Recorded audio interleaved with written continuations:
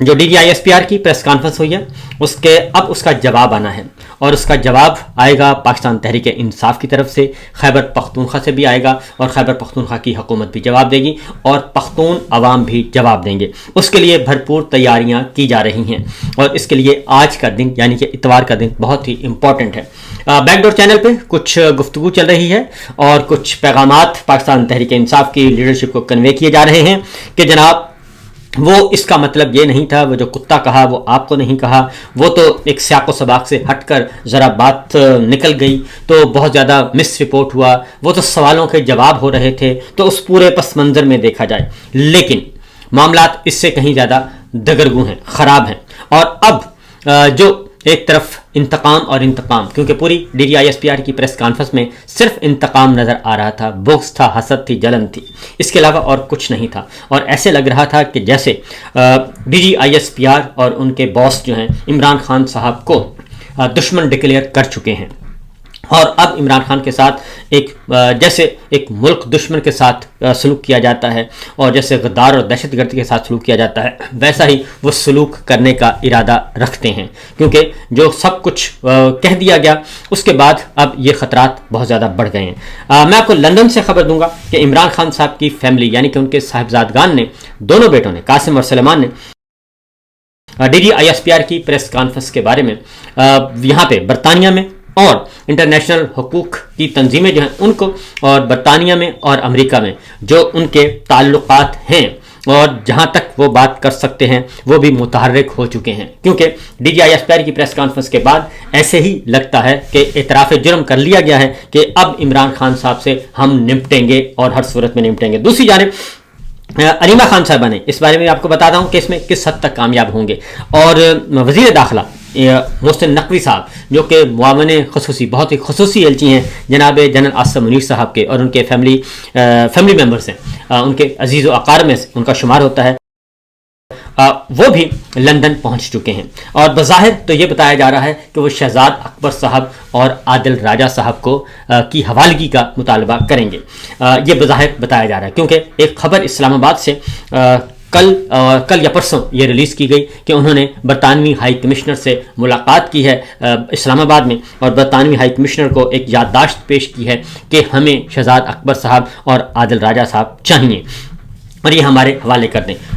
امریکہ سے خبر دی ہے شاہین صاحب صاحب نے، اور انہوں نے کہا ہے کہ کچھ ایسے جنسی معاملات میں ملوث کچھ ایسے ملزمان ہیں جن کو پاکستان نے کہا ہے کہ ہم اس کو لینے کے لیے تیار ہیں، وہ پاکستانی نیاد ہیں، ان کو لینے کے لیے ہم تیار ہیں، اور اس کے لیے اس کے بدلے میں، لیکن وہ ہم اکیلے نہیں لیں گے بلکہ اس کے ساتھ ہم شہزاد اکبر صاحب اور عادل راجہ صاحب کو بھی لے کر جائیں گے۔ تو یہاں پہ میں آپ کو صورتحال بتا دوں کہ یہ معاملہ اتنا سادہ نہیں ہے۔ تو عادل راجہ صاحب کی تو سمجھ آتی ہے کہ وہ انہیں کیوں لے جانا چاہتے ہیں، لیکن شہزاد اکبر صاحب کا آپ کو نہیں معلوم ہوگا کہ وہ شہزاد اکبر صاحب پہ نظر کیوں ہے۔ شہزاد اکبر صاحب پہ اس لیے نظر ہے، ابھی جو حالیہ واقعات ہوئے یہ واقعات کچھ بھی نہیں ہیں، کیونکہ انہوں نے اپنا ایک ڈیجیٹل میڈیا پہ کام شروع کیا اور خبریں دینا شروع کر دیں، اور اس دوران جو خبریں دیں انہوں نے ان خبروں کو نگیٹ نہیں کیا گیا، بلکہ اس کے بعد ان کے خلاف کارروائی شروع کر دی گئی۔ پہلے بھی جب وہ اسلام آباد میں موجود تھے تو وہ بمشکل نکلے تھے باہر، اور پھر ان کے بھائی کو بھی اٹھا لیا گیا تھا، اور ان کے بھائی کو جب اٹھایا گیا تو پھر انہوں نے برطانوی حکام سے بھی بات کی، اور یہاں پہ بھی وہ کافی کچھ شواہد دے چکے ہیں جو پاکستان میں انسانی حقوق کی خلاف ورزیاں ہو رہی ہیں، اور اس میں یہاں پہ وہ برطانیہ میں ایک مؤثر کردار ادا کر رہے ہیں، انسانی حقوق کی تنظیموں سے وہ وابستہ ہیں، اور ساتھ ہی ساتھ برطانوی ہائی کمیشن، برطانوی پارلیمنٹ کی جو خصوصی کمیٹی ہے جو ہیومن رائٹس کو دیکھتی ہے، ان کے ساتھ بھی ان کو بھی وہ اپنی آؤٹ پٹ جو ان پٹ ہے وہ دیتے رہتے ہیں۔ ایک اور بات بھی ہے شہزاد اکبر صاحب کا معاملہ، میں آپ کو بتا دوں، کیونکہ شہزاد اکبر صاحب جو ہیں وہ عمران خان صاحب کے مشیر خاص رہ چکے ہیں، اور بہت زیادہ امپورٹنٹ پوسٹ تھی، اور جب جنرل عاصم منیر صاحب DGISI تھے، ISI کے سربراہ تھے، اس وقت بھی ان کا رابطہ تھا جنرل عاصم منیر صاحب سے، تو شہزاد اکبر صاحب کا ان سے براہ راست رابطہ بھی رہا ہے۔ بالکل اسی طریقے سے جیسے زلفی بخاری صاحب کا رابطہ رہا، تو زلفی بخاری صاحب کو بھی کافی کوشش کی گئی تھی گھیرنے کی، اور انہوں نے کہا گیا تھا کہ آپ عمران خان کے خلاف وعدہ معاف گواہ بن جائیں، لیکن عمران خان صاحب کے خلاف وعدہ معاف گواہ نہیں بنے اور انہوں نے عمران خان کو چھوڑنے سے انکار کر دیا تھا. وہ بمشکل وہاں سے نکلنے میں کامیاب ہو گئے تھے اور اس کے بعد وہ پاکستان نہیں جا سکے. اسی طریقے سے شہزاد اکبر صاحب کو بھی بہت دفعہ ان سے متعدد بار رابطہ کیا گیا کہ آپ وعدہ معاف گواہ بن جائیں اور ایک گواہی دے دیں. ملک ریاض صاحب والے کیس میں بھی، القادر ٹرسٹ میں بھی، اس میں بھی آپ گواہی دے دیں، اور اگر آپ گواہی دے دیں گے تو آپ کو آپ کے ساتھ اچھا برتاؤ کیا جائے گا اور آپ کو اچھا عہدہ بھی دیا جائے گا. یہ شہزاد اکبر صاحب کے ساتھ متعدد بار کیا گیا کیونکہ اس بارے میں مجھے علم ہے. تو لیکن شہزاد اکبر صاحب جو ہیں وہ نہیں مانے اور نہ ہی القادر ٹرسٹ میں. پھر ملک ریاض صاحب کو بھی گھیرنے کی کوشش کی گئی، وہ بھی آمادہ نہیں ہوئے عمران خان کے خلاف گواہی دینے میں. اب شہزاد اکبر صاحب اس لیے بھی ٹارگٹ ہیں کہ وہ بہت کچھ جانتے ہیں اور اگر وہ خود کھل گئے کسی دن تو بہت کچھ وہ لے آئیں گے. اس لیے ایک پریشر ڈالا جا رہا ہے شہزاد اکبر پہ کہ ان کو واپس لانے کی کوشش کی جائے. لیکن میرا اپنا خیال ہے کہ وہ واپس نہیں، ان کو اتنی آسانی سے واپس نہیں کیا جا سکے گا. اور یہ معاملات سارے جڑے ہوئے ہیں اسی معاملات، یہ جو معاملہ چل رہا ہے عمران خان کا، کیونکہ عمران خان کو کسی بھی طریقے سے کہتے ہیں کہ کوئی ایسی چیز مل جائے کہ عمران خان کو سزا سنائی جا سکے، عمران خان کو مستقل جیل میں رکھا جا سکے کسی ایسے جرم میں کہ جس میں 25 سال سزا ہو. کیونکہ کل DGISPR نے اپنا فیصلہ تو سنا دیا ہے، کل انہوں نے اپنا فیصلہ سنا دیا. جیسے 9 مئی کے مقدمات میں انہوں نے فیصلہ سنا دیا تھا، ابھی ٹرائل بھی مکمل نہیں ہوا تھا پاکستان تحریک انصاف کے رہنماؤں کا، کارکنان کا، لیکن انہوں نے فیصلہ سنا دیا تھا کہ ہمارے پاس گواہیاں موجود ہیں. اب بھی انہوں نے فیصلہ سنا دیا اور عمران خان کو ملک دشمن ڈکلیئر کر دیا ہے. جب آپ عمران خان کو ملک دشمن ڈکلیئر کرتے ہیں تو اس کا مطلب کیا ہے؟ اس کا مطلب بڑا کلیئر ہے کہ آپ کے ارادے خطرناک ہیں اور اس سے پیچھے کچھ معاملات آپ کے اور بھی چل رہے ہیں، اور وہ ہیں آل شریف کے ساتھ. اور آل شریف کو آپ کچھ خوش کرنا چاہتے ہیں. اب آل شریف چاہتا ہے کہ ان کے کندھوں پہ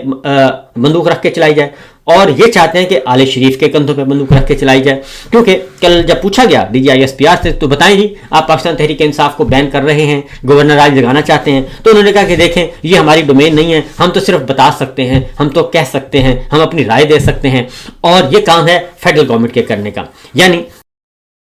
وہ کہتے ہیں آپ کریں، وہ کہتے ہیں آپ کریں، آپ ماریں، وہ کہتے ہیں آپ ماریں، تو سیاسی ہمارا رستہ صاف کریں. تو یہ چل رہا ہے، لیکن یہ اتنا آسان نہیں ہوگا جتنا سمجھا جا رہا ہے. اب آتے ہیں، کیونکہ اس کے ساتھ ہی جو غیر سرکاری ترجمان ہے فیصل واڈا وہ آگے میدان میں، اور اس کے ساتھ ہی فیصل واڈا صاحب نے کہا جی منڈے سے یعنی کہ سوموار سے یہ کام شروع ہو جائے گا اور پھر لسٹیں بن جائیں گی، سب کچھ ہوگا اور پھر مزید گرفتاریاں ہوں گی. تو میں دیکھ رہا تھا کہ وہ کس حد تک سنجیدہ ہیں اس معاملے میں. لیکن اصل پرابلم یہ ہے کہ کل جو DGISPR نے جو کچھ فرمایا وہ کافی لوس بال کروا کے گئے ہیں، اور اس کا جو کہیں سے بھی ان کو پذیرائی نہیں مل رہی، اور اس میں ادارے کے اندر بھی جو ہے وہ اس میں ناخوشگواری کا اظہار کیا گیا، بلکہ انتہائی برا محسوس کیا گیا کہ یہ گفتگو اس لیول کی جو کی گئی ہے یہ بالکل ایک انوانٹیڈ تھی، یہ نہیں ہونی چاہیے تھی. یہ میں آپ کو ان سائڈ سٹوری بتا رہا ہوں، تفصیل میں پچھلے ویلاگ میں بتا چکا ہوں. اب ذرا آتے ہیں کہ جو ایک خبر آج جاری کی گئی، اور وہ خبر جاری کی گئی کہ ذرائع کے حوالے سے ابھی فی الحال خبر جاری کی گئی ہے، اور ذرائع کے حوالے سے خبر یہ کی ہے کہ وفاقی حکومت نے سیاسی افراتفری پھیلانے والے عناصر کے گرد گھیرا تنگ کر دیا گیا ہے، اور 9 مئی کے فسادات کے حوالے سے عمران خان سمیت دیگر کے خلاف کارروائی شروع کر دی گئی ہے، اور وفاقی حکومت نے تحریک انصاف کے اہم رہنماؤں کے بیرون ممالک جانے پر پابندی عائد کر دی ہے. یہ بات انہوں نے کی ہے. تو کچھ ہی عرصہ پہلے میں آپ کو بتا دوں کہ کچھ ہی عرصہ پہلے جب یہ نوٹیفیکیشن نہیں ہو رہا تھا تو ایئرپورٹس ویسے ہی سیل کر دیے گئے تھے، اور ہر مسافر کو چیک کیا جا رہا تھا، اور کوئی بھی صحافی، کوئی بھی جرنلسٹ، کوئی بھی سیاستدان، کوئی بھی ایسا بندہ جو کہ تھوڑا سا بھی جس کو ایکسپلوئر ہے وہ جو ہے وہ باہر نہ جا سکے. تو یہ تو آلریڈی ایک کیا ہوا ہے. لیکن یہ جو خبر ہے اس میں اب آگے نام بھی دیے ہوئے ہیں، اور انہوں نے کہا ہے کہ جی کہ باقاعدہ طور پہ